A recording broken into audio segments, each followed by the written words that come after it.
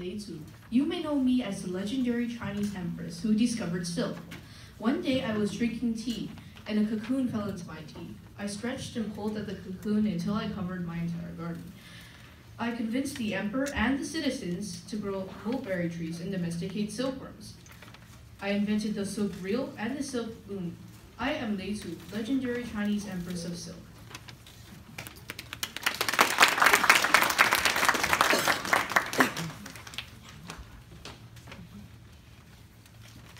I am Sun Tzu, a famous author, general, and philosopher. I was born in 544 BC, and when I was 30, the king of Wu noticed my leadership skills and recruited me as one of his generals. I was honored to have the position. To test me, though, he gave me 180 of his concubines as an army. I made 2 of them generals and told them to carry out an order, but they just laughed and giggled like it was no big deal. To show my duty and my requirement of obedience to the king, I had them both killed right on the spot. When I gave the 2 new generals the same order, they executed it flawlessly. Throughout my life, I won many battles for the kingdom of Wu, and Wu became extremely powerful. Today, the thing that I'm most widely known for is for writing the book, The Art of War. The Art of War is a philosophy about managing conflicts and winning battles. This book isn't only for war, though. Many coaches, world leaders, political leaders, and businesses have incorporated the art of war into their style. I am Sun Tzu, famous author, general, and philosopher.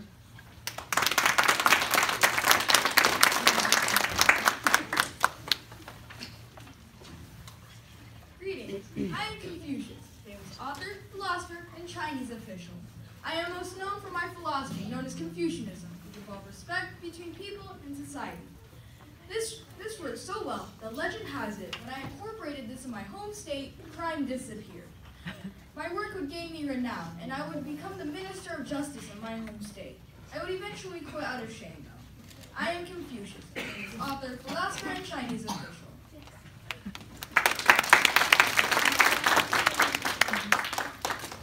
I am Emperor Qin Huang, the first emperor of China. However, in order to attain the throne, I first went and I contracted my personal army, and since I had close ties with very influential nobles, I went and I secured the throne. However, if you take a step back in history, you'll see that 2 years into the battle, diplomats from Yen decided to have peace with me. So they went and sent me 2 gifts, the head of a traitor general that fled to Yen, and also a map of the Yen province. However, as the diplomats finished unraveling the map, a knife was concealed inside. However, I managed to avoid the assassination attempt.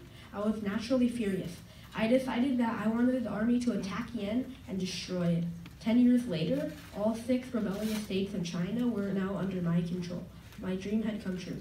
Now, as emperor, I decided to unify China by changing the law and language and measurements to the same. Also, I decided to build the Great Wall to defend against Mongolian invaders.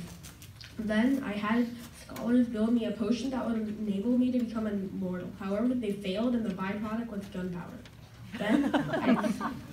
Then I decided to build a terracotta army to guard me in the afterlife. But that failed too. I am Emperor Qin Huang, the first emperor of China.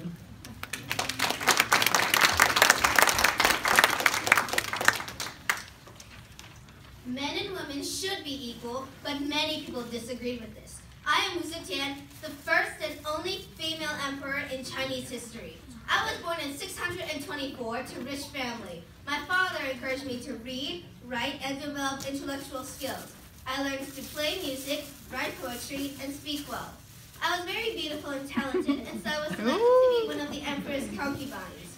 I impressed him and attracted men, including future husband and emperor Prince Lizhi. After the emperor died, Prince Lizhi became Emperor Gaozong, and after I married Gaozong, I became Empress of China. In 674, I took the title of Tian Ho, while my husband became Tian Huang. 9 years later, however, he died. I placed my first son on the throne, and he took the royal title of Zhongzong. He refused to cooperate, and his wife assumed too much power. and so I banished both of them. I then replaced him with my second son, but I thought he was a disappointment. And so I forced him to give up power and proclaimed myself Emperor Zetian. I changed the dynasty from the Tang to the Zhou dynasty, created new characters, and set the official religion to Buddhism. I also organized a secret police force so that I could get early warnings of any plots and take care of any threats before they became actual problems. I also managed to reopen the Silk Road after its closure. I believed I was equal to men, and so I became the first woman emperor in Chinese history. I died in 705 when I was 81 years old. I am Wu Zetian, the first and only female emperor in Chinese history.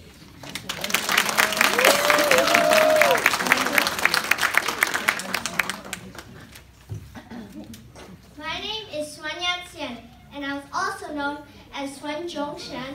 I was considered the founding father of the Republic of China. I was also one of the main leaders who ended the Qing dynasty. I was born in Guangzhou in the Guangdong province in 1866. There, I was born to a family of farmers. At the age of 13, I was sent to Hawaii to get an education. Later, I returned to China and eventually graduated and certified as a medical doctor. I became more and more involved with politics when I felt that the Qing dynasty rule was unfair and foreign countries were taking advantage of the weak Qing dynasty. When the Qing dynasty ended in 1911, I was elected as the first president of China. Sadly, I died on March 12, 1925.